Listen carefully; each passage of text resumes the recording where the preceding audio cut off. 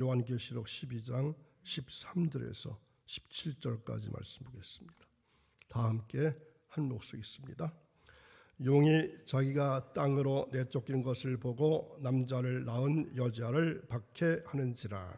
그 여자가 큰 독수리의 두 날개를 받아 광야 자기의 곳으로 날아가 거기서 그 뱀의 낯을 피하여 한 때와 두 때와 반 때를 양육받으매 여자의 뒤에서 뱀이 그 입으로 물을 강같이 토하여 여자를 물에 떠내려가게 하려 하되 땅이 여자를 도와 그 입을 벌려 용의 입에서 토한 강물을 삼키니 용이 여자에게 분노하여 돌아가서 그 여자의 남은 자손 곧 하나님의 계명을 지키며 예수의 증거를 가진 자들과 더불어 싸우려고 바다 모래 위에 서 있더라. 아멘. 오늘도 새벽을 깨우신 사랑하는 여러분 자신을 비울 때 전능하신 하나님께서 그 자리에 들어오실 수가 있습니다. 오늘도 말씀 받으시면서 또 기도하시면서 묵상하시면서 여러분 자신을 비우는 그러한 작업을 해보시면 참 좋을 것 같습니다.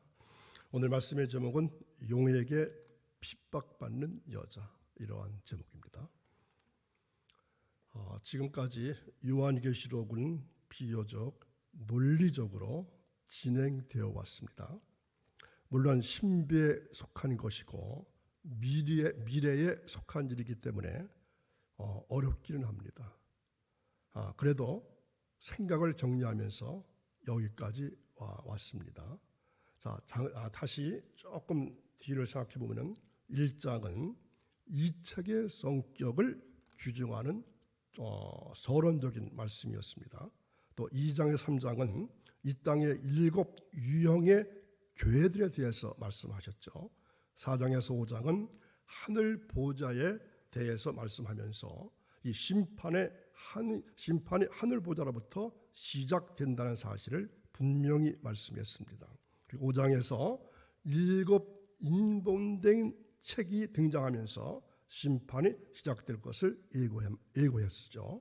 그리고 그러더니 6장에 6번째가 인봉이 떼어지면서 일어난 일들이 기록되었습니다. 그러면서 질문하기를 그들의 진노의 큰 날이 이뤘으니 누가 능히 서리요, 이렇게 말씀합니다. 그러자 7장에서 뭐라 답변하시죠? 신옷을 입은 14만 4천 명과 아무도 능히 셀 수 없는 큰 무리가 이 심판 가운데 보호받는 사람들이다, 이렇게 답변하십니다. 그들이 누굽니까? 주님 다시 오실 때까지 신실한 삶을 살아갈 성도들입니다. 그리고 8장 9장에 7번째 인이 떼어지면서 좀 더 강도가 강해진 나팔재앙이 등장하고 있습니다. 나팔재앙은 3가지 화를 포함하고 있었습니다. 이 무자비한 재앙에 대한 세상의 반응은 어떠했습니까? 이 재앙에 죽지 않고 남은 사람들, 즉 사람 3분의 1이 죽었다 했습니다. 20억 이상이 죽은 것입니다. 그런데도 손으로 행한 일을 회개하지 아니하고 오히려 여러 귀신과 또 동과 목석의 우상에게 절하고 그 살인과 복술과 음행과 도둑질을 회개하지 않더라고 말씀합니다. 그런 세상을 향해서 교회는 복음을 증거해야 한다는 것이었습니다. 자, 말씀을 먹고 순종하고 증인의 삶을 살아야 한다는 것입니다. 그리고 마지막에는 심판이 있다고 말씀합니다. 그런데 갑자기 12장에 와서 전혀 다른 이야기가 전개됩니다. 무슨 이야기입니까? 교회를 괴롭히는 사탄의 출처와 정체가 뭐냐는 것입니다. 우선 사탄이 누구냐에 대해서 하늘에서 일어난 전쟁으로 시작합니다. 어제 말씀 나눴죠. 사탄은 아담과 하와가 타락하기 전에 타락했습니다. 그래서 말하는 뱀으로 유혹할 수 있었습니다. 그러므로 이 사건은 아담과 하와가 타락하기 전에 일어난 사건입니다. 장소는 하늘입니다. 그 하늘에서 전쟁이 있었다는 것입니다. 언제인지는 모릅니다. 최소한 아담과 하와가 타락하기 이전에 하늘에서 천사장 미가엘과 그의 사자들이 용과 더불어 싸우는 전쟁이 있었다는 것입니다. 이 전쟁에서 용, 즉 사탄은 하늘에서 그들이 있을 곳을 얻지 못하게 되었습니다. 하늘은 하나님이 계신 곳입니다. 그래서 큰 용이 내어 쫓기게 되었습니다. 3절의 한 큰 붉은 용은 바로 이러한 사탄을 지칭하는 말입니다. 최근에 한국 교회뿐만 아니라 이미 유럽과 미국 교회를 휩쓸고 있는 사상이 있습니다. 그것은 아주 오래전부터 초기 기독교 안에 등장한 사상입니다. 예수님께서 자신을 가리켜서 어떻게 말씀하셨죠? 길이요 생명이며 진리인 오직 예수를 믿음으로 하나님 아버지께 갈 수 있다. 이렇게 이러한 말씀을 하시고 그것을 믿는 자들을 구원하셨습니다. 예수님의 제자들이 증거하는 것은 오직 예수가 그리스도시고 예수를 믿는 자가 구원을 받는다. 이러한 진리를 가르쳤습니다. 그런데 사탄은 거짓 교사들을 교회마다 보내서 예수를 믿는 그것 가지고는 구원받지 못하고 거기다가 하나를 더 붙여야 된다는 겁니다. 무엇일까요? 예수 믿는 믿음의 율법의 행위를 더해야지 구원을 얻는다. 예수를 믿는 믿음 가지고는 안 되고 거기다가 율법의 행위를 더해야 한다. 그래야 구원받는다. 이러한 가르침을 하기 시작했습니다. 사실 우리는 사도 바울이 갈라디아 교회에 예수를 믿는 신앙 외에 다른 것을 첨가하는 자들에게 저주가 있을 것이라고 하는 말을 들을 수 있습니다. 천사라도 예수 믿는 믿음 외에 다른 것을 전할 때 반드시 저주를 받는다고 했습니다. 바울의 이 가르침 속에는 아주 중요하고 놀라운 진리가 들어 있습니다. 그것은 바로 예수님이 하나님의 아들이라고 하는 사실입니다. 뿐만 아니라 예수님께서 하나님이 가지시는 신성을 소유하신 분이라는 것을 말하고 있습니다. 인간의 구원은 죄와 사망으로부터의 구원입니다. 죄와 사망으로부터 구원입니다. 하나님과 원수된 인간을 화해시키는 것은 오직 하나님 자신만이 할 수 있습니다. 인간이 만약 예수 믿는 믿음 외에 공로와 행위를 첨가한다면 그것은 하나님의 온전한 은혜가 되지를 못하는 겁니다. 그래서 구원은 하나님의 은혜입니다. 죄인이 하나님과 화목하게 되고 하나님의 백성이 되는 것은 인간의 행위 가지고는 도저히 할 수 없는 일입니다. 그런데 초대교회 당시 예수 믿는 믿음 외에 인간의 행위를 주장하고 가르쳤던 그 거짓 교사들의 가르침이 어느 시대에나 늘 있어 왔습니다. 지금도 있습니다. 중세시대에 이러한 거짓 가르침으로 인해서 교회는 다 무너지고 형식만 남는 종교 집단이 되고 말았습니다. 그래서 종교개혁이 일어나면서 성경으로 돌아가자고 하는 것이 바로 예수 믿는 그것만이 인간의 구원이라고 하는 것을 외친 것입니다. 결국 예수가 하나님의 아들이시고 하나님이시라고 하는 신앙 고백을 하게 만든 것이죠. 우리는 분명히 알아야 할 것이 있습니다. 예수 믿는 믿음으로 구원받는다고 하는 것에 들어있는 신앙은 오직 예수님께서 하나님의 아들이시고 하나님이시라고 하는 것, 하나님의 아들이시고 하나님이신 것, 예수님께서 하나님이 아니면 우리는 믿음으로 구원받지 못합니다. 유대인들은 인간 예수가 하나님이 될 수 없다고 주장하죠. 믿었습니다. 만약 예수님께서 하나님이시라면 그가 십자가에서 죽는 일이 있어서는 안 되기 때문입니다. 하나님의 십자가에 못 박힌다 하는 것은 있을 수가 없다는 겁니다. 오직 죄인만이 십자가에서 죽기 때문입니다. 하지만 예수님께서 십자가에 죽으셨습니다. 그러니까 유대인들뿐만이 아니라 로마 시대에 살고 있었던 모든 일반 세상 사람들도 예수가 죄인이기 때문에 죽는 것이다 이렇게 믿게 된 것입니다. 요한계시록의 전체 주제는 바로 교회와 하나님의 백성을 지키시는 주님이 사랑이시라는 것입니다. 어떤 상황에도 천국의 소망을 두고 타협하지 말고 순수성을 지키라는 것입니다. 이러한 맥락에서 요한계시록의 모든 말씀을 볼 수 있는 영안이 열리기를 바랍니다. 자, 오늘 본문에 보면은 하늘의 전장에서 패해서 땅으로 쫓겨난 용이 나옵니다. 여자가 큰 독수리의 두 날개를 받아서 광야로 날아가 양육받았다고 하는 것은 광야에서 이스라엘 백성을 독수리 날개를 얻고 애굽에서 구원했다는 구약의 말씀처럼 광야 교회를 향한 하나님의 보호가 있었다는 것입니다. 자, 출애굽기 19장 4절 말씀을 보겠습니다. 내가 애굽 사람에게 어떻게 행하였음과 내가 어떻게 독수리 날개로 너희를 업어 내게로 인도하였음을 너희가 보았느니라. 아멘. 교회가 예수님의 재림 때까지 보호를 받지만 뱀이 물을 토해서 떠내려가게 한다는 말씀입니다. 이는 사탄 마귀가 교회를 향한 핍박을 말합니다. 홍수가 밀어닥치면 자취도 남기지 않고 쓸어가듯이 어떻게든지 교회를 없애버리려고 집요하게 노력하는 것입니다. 그런데 땅이 그 물을 다 삼킨다는 것은 사탄 마귀가 아무리 교회를 공격한다 할지라도 주님께서 신속하게 지켜주신다는 것입니다. 마귀가 교회를 통해서 분노했지만 이러한 모양 저러한 모양으로 교회는 살아남았습니다.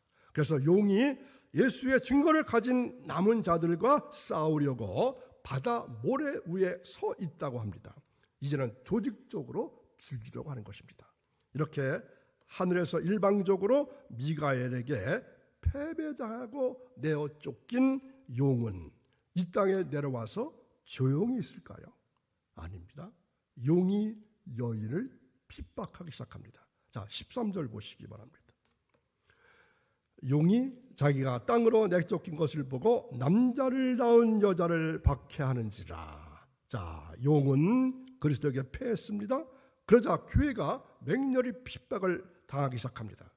여자는 여기서 무엇을 말할까요? 교회를 의미합니다. 교회는 그리스도의 신부이고 여자처럼 약하기 때문에 여인에 비유했습니다. 이렇게 마귀가 교회의 맹렬한 공격을 감행할 때 14절에서 어떻게 말씀합니까? 그 여자가 큰 독수리의 두 날개를 받아 광야 자기 곳으로 날아가 거기서 그 뱀의 낯을 피하여 한 때와 두 때와 반 때를 양육받으며, 계속해서 이 한 때, 두 때 이런 말이 많이 나오죠. 자, 한 때와 두 때와 반 때는 얼마를 말합니까? 3년 반을 말합니다. 1260일을 말하고 42달을 의미합니다. 주님 재림하시기 전까지의 모든 기간, 주님 재림하시기까지의 모든 기간이 42달, 1260일 말하는 것입니다. 그런데 이 여자가 큰 독수리의 두 날개를 받았다고 했습니다. 보통 독수리가 아닙니다. 큰 자가 붙습니다. 큰 독수리인데 여기서 독수리의 날개는 하나님의 보호와 인도하심을 의미합니다. 하나님께서 저와 여러분을 그리고 이 땅의 모든 교회를 그의 날개 그늘에 품어주시고 사탄 마귀가 손대지 못하도록 우리를 지켜주신다고 하는 것입니다. 이렇게 큰 독수리의 날개로 광야 자기 곳으로 갔는데 광야는 어디입니까? 광야는 어딜까요? 바로 이 세상을 의미합니다. 우리는 이 세상에서도 보호를 받게 하신다는 것입니다. 어디 산속에 숨으라 이런 말이 아닙니다. 말세가 되어도 종말이 되어도 우리는 여전히 우리의 삶의 현장에서, 우리의 일터에서, 우리의 직장에서 매일같이 성실하게 신앙에 최선을 다하고 생업에 종사하면서 살아야 한다는 것입니다. 이렇게 여자가 큰 독수리의 두 날개로 날아가서 광야 자기 곳으로 피하자 용이 최후 발악을 합니다. 자, 그 말씀이 15절입니다. 여자의 뒤에서 뱀이 그 입으로 물을 강같이 토하여 여자를 물에 떠내려가게 하려 하되, 이렇게 용이 토해낸 물은 음수입니다. 자, 음수라는 말이 무슨 말일까요? 더러운 영의 물이라는 것입니다. 더러운 가르침과 더러운 행위라는 것입니다. 이것을 탁수라 이렇게 말합니다. 우리의 영혼을 흐르게 만드는 물입니다. 그런데 그 뱀은 그 더러운 탁수 가운데 우리를 빠뜨리려고 합니다. 어떻게든지 그 더러운 물에 우리를 빠뜨리려고 합니다. 자, 16절 보십시오. 땅이 여자를 도와 그 입을 벌려 용의 입에서 토한 강물을 삼켰다 그랬습니다. 오늘 저와 여러분도 하나님께서 이렇게 도와주실 것입니다. 그러자 분노한 용이 어떻게 합니까? 17절. 용이 여자에게 분노하여 돌아가서 그 여자의 남은 자손 곧 하나님의 계명을 지키며 예수의 증거를 가진 자들과 더불어 싸우려고 바다 모래 위에 서 있더라. 아멘. 여기서 중요한 것은 바다 모래 위입니다. 자, 바다는 어딜 말할까요? 세계 열국을 의미하고 모래는 백성을 뜻합니다. 다시 말하면 마귀가 교회를 핍박하다가 안 되니까 이 땅에 믿는 자들, 다시 말하면 여인의 후손인 남은 자들을 치려고 세계 열국과 그 많은 사람들의 힘을 등에 업고 싸우려고 한다는 것입니다. 다시 말하면 교회를 통째로 깨려다가 안 되니까 이제는 각계 전투로 나아가겠다는 것입니다. 우리 성도는 다수주의가 아니라 진리주의, 말씀주의로 나가야 합니다. 덩치 보고 두려워하지 마십시오. 숫자가 중요한 것이 아니라 하나님의 말씀일 것 같으면 진리이기만 하면은 밀고 나가야 한다는 것입니다. 교회는 수천 년 동안 사탄 마귀와 싸워서 이겼습니다. 예수님이 얼마나 능력이 많으신 분이십니까? 우리에게 그 예수님의 이름을 주셨습니다. 예수님의 이름을 가지고 승리하시기 바랍니다. 그리고 늘 주님께 감사하시기 바랍니다. 감사할 수 있는 모든 방법을 끌어다 감사하시기 바랍니다. 원망이나 불평하다가 사탄 마귀가 토한 물에 휩쓸려 가서는 안 됩니다. 코로나 시기에는 계속해서 말씀에 더 붙어 있어야 합니다. 확진자가 점점 더 늘어나고 있습니다. 1000명이 넘어가고 있습니다. 경각심을 풀 때가 아닙니다. 백신을 맞았다고 안심할 때가 아닙니다. 더욱더 조심하면서 방역 수칙을 잘 지킬 수 있기 바랍니다. 오늘도 비가 오는 날씨, 장마 날씨, 끈끈한 날씨에 새벽을 깨우고 거룩한 전에 오신 여러분, 하나님 앞에서 예수 그리스도의 피를 믿는 사람들을 늘 고소하던 사탄이 이제는 더 이상 고속거리가 없게 되자 하늘에서 땅으로 쫓겨났습니다. 사탄이 이 세상을 자신의 능력으로 꾀하려고 합니다. 사탄은 하늘에서 하던 것처럼 계속해서 하나님의 아들의 피를 믿는 자들을 박해하고 심지어 그들의 생명과 가족들까지 죽이려고 합니다. 그러나 이러한 육체적인 박해를 받는다 할지라도 성도를 이기질 못합니다. 사탄은 계속해서 성도들의 신앙을 무너뜨리기 위해서 이제는 정신적으로 바른 길에서 이탈하게 하려고 합니다. 예수를 믿는 것과 함께 율법도 지켜야 한다고 하는 거짓 복음을 전하고 있습니다. 우리는 분명하게 믿어야 합니다. 주 예수 그리스도의 피가 우리를 구원하게 하실 뿐만 아니라 성도를 거룩하게 한다는 것을 분명히 믿어야 합니다.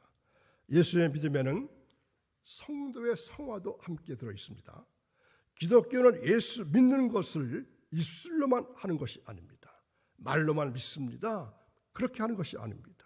우리의 믿음은 입술의 고백과 함께 심령이 변화되고 따라서 우리의 삶도 함께 변화되는 믿음이어야 합니다. 거짓 복음을 전하는 자들은 단지 입술로만 믿음을 고백하고 있습니다. 그러나 바른 복음은 오직 성경에 쓰인 것은 복음입니다. 예수님과 그리고 주님의 제자들을 통해 계속해서 전해진 복음만이 구원을 이루는 바른 복음이라고 하는 것을 믿는 여러분 모두가 될 수 있기를 간절히 바랍니다. 여러분, 우리 앞에 사탄의 꾀가, 사탄의 꼬임이 늘 있다는 것을 알고 어린 양의 피만 믿고 서로 사랑하는 여러분 되기를 간절히 바랍니다. 사탄 마귀가 열국 가운데 믿는 사람의 힘을 등에 업고 우리를 위협하고 누르려고 하지만 숫자 보고 기죽지 마십시오. 우리는 다수주의가 아니라 진리주의, 말씀주의로 나아가기 때문입니다. 우리가 이길 수 있는 비결이 어디에 있습니까? 진리 되신 예수님의 십자가, 그리고 주님의 말씀을 붙잡을 것 같으면 우리는 승리할 수 있습니다. 오늘도 이 십자가 붙잡고 말씀 붙잡고 나가는 주님의 철저한 자녀들, 철저한 제자들, 철저한 주님의 종들 될 수 있기를 간절히 바랍니다. 기도하겠습니다. 저희들의 모든 것을 속속들이 알고 계시고 어떤 경우에도 저희들과 함께 하셔서 저희들의 삶을 풍성케 하시는 하나님을 찬양합니다. 모든 무거운 것과 얽매기 쉬운 죄를 벗어버리고 믿음의 주여 온전케 하시는 예수만을 바라볼 수 있도록 해주시니 감사합니다. 저희들은 예수 그리스도를 믿고 의지함으로 자력하는 법을 배웠고 죄로 말미암아 무기력하고 무능력한 저희들을 강하게 인도해 주셔서 사탄의 권세를 이기고 승리의 삶을 살게 주실 것을 믿습니다. 저희들이 이 세상과 싸우고 유혹에 빠져 있을 때 저희들을 일으켜 주시고 이길 힘을 주시는 능력의 하나님을 찬양합니다. 오늘도 주님 우리와 동행해 주시어서 임마누엘 되어 주셔서 승리의 삶, 거룩한 삶을 살아갈 수 있기를 간절히 원하며 예수님의 이름으로 기도하옵나이다. 아멘.